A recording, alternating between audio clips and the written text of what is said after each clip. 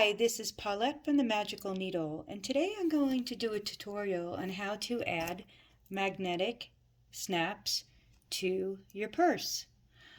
So the first thing I do is I measure. So this is 9 inches long, and then I get the center, which is right here, which is 4.5.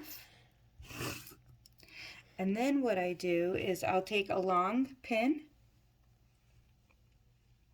and first I make an X using a water marker. So I know that that's the center. And I put the pin right through all layers, outer fabric and lining fabric. Then I turn it over and I then do an X here on the other side so I know where to line it up perfectly. Then the next thing I do is I am using some foam you could get from a craft store and also some fusible fleece, and this gives stability to the magnets. So then I put a little slit, 2 slits in here, 2 slits in here, here and here for the magnets to hold the magnets. Now this part you have to be really careful because you don't want to get the outer fabric. So I gently make a little slit here, just right through the lining. See, only through the lining.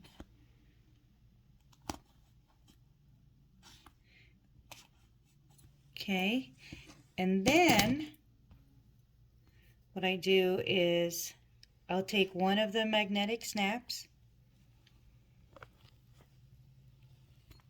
I push it through, and I push it through the lining.